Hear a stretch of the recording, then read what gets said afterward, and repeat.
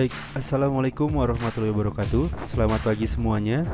Hari ini kita akan mulai sesi pertama untuk mata kuliah Psikologi Industri dan Organisasi. Untuk dosen penanggung jawabnya akan saya pegang sendiri. Nantinya kalian akan belajar apa yang dimaksud dengan psikologi industri dan organisasi di dunia kerja dan bagaimana cara penerapannya. Oke, kita masuk ke pembahasan yang pertama. Sebelum kita mulai, maka kita harus mengerti terlebih dahulu apa yang dimaksud dengan psikologi. Secara etimologi, berasal dari dua suku kata, yaitu psyche atau jiwa dan juga logos atau ilmu pengetahuan. Jadi dapat diartikan psikologi adalah ilmu pengetahuan tentang jiwa atau singkatnya ilmu jiwa. Nah, psikologi juga bisa diartikan sebagai ilmu yang mempelajari perilaku manusia. Psikologi terbagi menjadi dua, yaitu psikologi umum dan khusus. Psikologi umum adalah bertujuan untuk menguraikan serta menyelidiki kegiatan-kegiatan psikis manusia dewasa normal pada umumnya, meliputi kegiatan pengamatan, kecerdasan, emosi, motif, dan persepsi. Sedangkan psikologi khusus yaitu bidang psikologi yang berusaha menguraikan dan menjelaskan segi-segi khusus dari kegiatan psikis manusia. Dibagi menjadi 5 bagian, yaitu psikologi klinis, psikologi perkembangan, psikologi pendidikan, psikologi industri dan organisasi, dan psikologi sosial. Nah, apa yang dimaksud dengan psikologi klinis? Psikologi klinis yaitu terapan psikologi yang bertujuan untuk memahami kapasitas perilaku dan karakteristik individu serta memberikan saran dan rekomendasi agar orang tersebut mampu melakukan penyesuaian diri secara patut. Lalu yang dimaksud dengan psikologi perkembangan yaitu terapan psikologi yang bertujuan untuk memahami kondisi psikologis pada tahap-tahap perkembangan seseorang mulai dari dirinya lahir hingga akhir hayatnya agar individu dapat menjalankan tugas-tugas perkembangannya secara berhasil. Yang ketiga yaitu bidang psikologi pendidikan. Terapan psikologi yang berusaha menerapkan prinsip-prinsip psikologi ke dalam proses pembelajaran. Yang keempat, psikologi industri dan organisasi, yaitu terapan psikologi yang berusaha untuk menerapkan prinsip-prinsip psikologi ke dalam dunia kerja.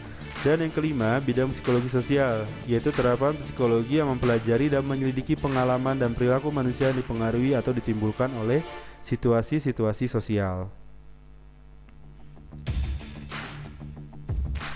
Oke, sekarang kita akan masuk ke materi utamanya, yaitu pengertian psikologi industri dan organisasi.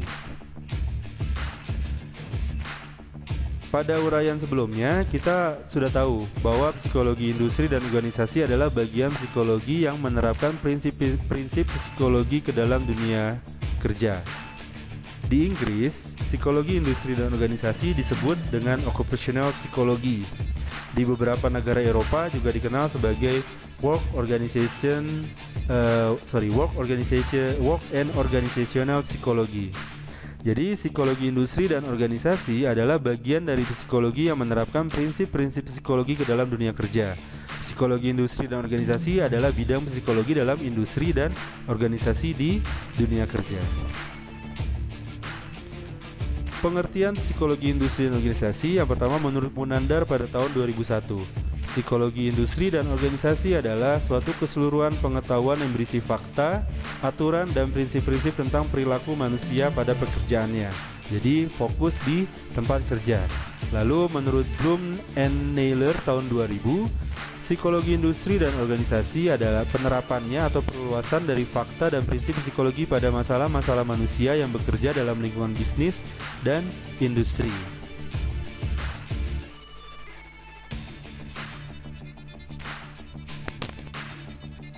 Lalu menurut Duane Coates tahun 1973, psikologi industri dan organisasi melibatkan aplikasi dari metode, fakta, dan prinsip ilmu pengetahuan tentang perilaku manusia terhadap manusia dan dunia kerjanya. Jadi fokus utama psikologi industri dan organisasi adalah perilaku manusia, kemampuan kognitif manusia dalam melakukan pekerjaannya di tempat kerja, dalam melakukan pekerjaan tempat kerja, dalam mensosialisasikan dirinya di tempat kerja, dan lainnya yang pasti harus berhubungan dengan tempat kerja.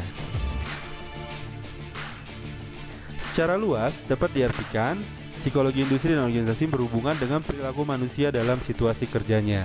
Jadi sekali lagi saya tekankan, psikologi industri dan organisasi ini fokus dengan perilaku manusia dalam situasi kerja di tempat kerja. Nah, ada dua sisi psikologi industri dan organisasi, yaitu sebagai ilmu pengetahuan dan juga terapan. Psikologi industri dan organisasi sebagai ilmu pengetahuan dan terapan, yaitu sebagai ilmu pengetahuan berusaha untuk menambah dan memperluas pengetahuan tentang manusia dalam bekerja, dalam tempat kerjanya. Lalu terus melakukan pendalaman serta investigasi dengan metode ilmiah untuk mendapatkan jawaban dari permasalahan-permasalahan yang ada di tempat kerja.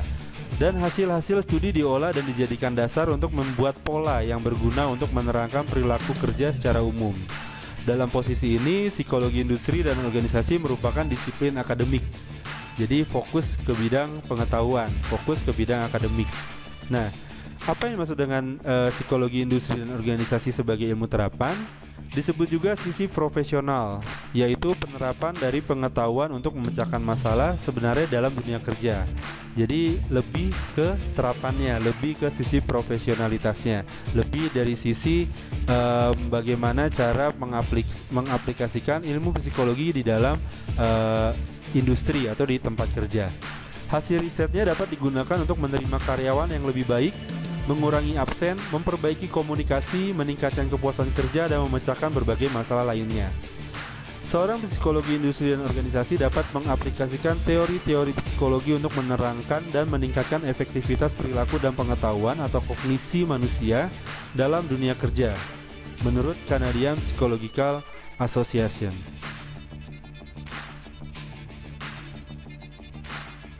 Contohnya, prinsip-prinsip teori belajar dapat diterapkan dalam pelatihan dan pengembangan. Prinsip psikologi sosial dapat digunakan untuk membentuk kelompok kerja ataupun mengatasi konflik antar karyawan, dan prinsip-prinsip teori motivasi dan emosi digunakan untuk meningkatkan motivasi kerja serta kepuasan pekerja. Jadi ini lebih diterapkan oleh bagian HRD atau Human Resource Department, atau bagian sumber daya manusia, bagaimana cara meningkatkan kinerja pekerja dan juga bagaimana cara meningkatkan motivasi kerja dari pekerja, dan juga bagaimana cara mengadakan atau menumbuhkan kepuasan kerja dari pekerjanya. Nah, minat terhadap psikologi industri dan organisasi ini di kedepannya kita akan singkat sebagai PIO atau PIO, psikologi industri dan organisasi. Pada tahun-tahun belakang ini semakin meningkat baik dari kalangan pengguna maupun lingkungan pendidikan. Jadi semakin diperhatikan sampai saat ini. Kalau kita melihat siklus kehidupan manusia sehari-hari, misalnya meningkatkan minat ini bukanlah hal yang aneh.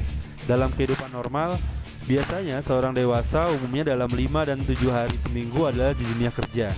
Dari 24 jam sehari, paling tidak seseorang bekerja selama 8 jam. Sisanya terbagi untuk tidur selama 8 jam, mungkin ada yang nonton TV dan juga rekreasi selama 3 jam, makan minum kurang lebih 2 jam, ibadah 1 jam, dan kegiatan lainnya 2 jam. Jadi di luar tidur yang mutlak harus dilakukan, kegiatan seseorang yang paling banyak adalah bekerja, dan ini berarti selama paling tidak 8 jam setiap harinya, seseorang menjadi objek dari psikologi industri dan organisasi. Baik, sampai di sini penjelasan untuk sesi pertama. Untuk sesi pertama ini kita lebih dulu mempelajari dan memahami apa yang dimaksud dengan psikologi secara umum, dan juga pengertian secara umum, dan juga memahami psikologi industri dan organisasi di dunia kerja. Kedepannya kita akan belajar bagaimana cara penerapan psikologi industri dan organisasi di tempat kerjanya. Memang secara umum di lapangan, pekerjaan seorang K3, pekerjaan seorang HSE officer tidak selalu berkaitan dengan hal tersebut, psikologi industri dan organisasi. Tapi sebagai seorang K3, kita harus mengetahui, harus memahami apa yang dimaksud dengan psikologi industri dan organisasi. Karena dalam penerapan pekerjaannya, seorang K3 di tempat kerja tidak bisa bekerja secara sendiri, tidak bisa bekerja secara mandiri. Seorang K3 harus bisa merangkul, harus bisa mengajak, harus bisa mempengaruhi semua orang yang ada di tempat kerja, mulai dari top manajemen sampai low manajemen, mulai dari tingkat direksi, tingkat manajer, middle management, dan sampai dengan low management. Artinya dari tingkat atas, direksi dan lain sebagainya sampai tingkat pekerja. Nah, ketiga tidak bisa hanya mempengaruhi satu sisi saja, mempengaruhi level pekerja paling bawah atau pekerja paling atas. Semuanya harus bisa dipengaruhi atau harus bisa diajak oleh seorang ketiga, petugas ketiga, atau di tempat kerja sering disebut HSE officer. Oke, sampai sini dulu pertemuan kita hari ini, pembahasan kita hari ini. Nantinya diskusi untuk pertanyaan, diskusi atau mungkin ada penjelasan yang belum puas, kita akan lanjutkan diskusi di Google Classroom. Kode Google Classroom akan saya kasih ke si Pen. Oke, absensi kalian juga akan saya ambil berdasarkan siapa saja yang join di Google Classroom tersebut. Di akhir sesi, kalian akan saya keluarkan dulu, akan saya remove dulu dari classroom saya, dari classroom untuk mata kuliah psikologi industri dan organisasi ini. Nantinya minggu berikutnya, untuk sesi-sesi berikutnya, kalian akan join kembali, akan masuk kembali ke kelas saya. Jadi join di kelas kalian, di kelas saya ini akan setiap hari secara berkesinambungan sesuai dengan sesi pertemuan kita. Itu bisa memudahkan saya untuk menghitung absen kalian, dan saya harapkan absensi tidak ada yang melebihi 4 kali tidak masuk dalam alasan apapun. Jadi usahakan jaga kesehatan, usahakan jangan sampai sakit. Kalaupun sakit, istirahat yang cukup. Kalau perlu, minum obat yang dirujuk, yang diberikan oleh petugas kesehatan agar kita tidak terlalu lama sakitnya. Oke, akhir kata, assalamualaikum warahmatullahi wabarakatuh. Sampai ketemu di Google Classroom.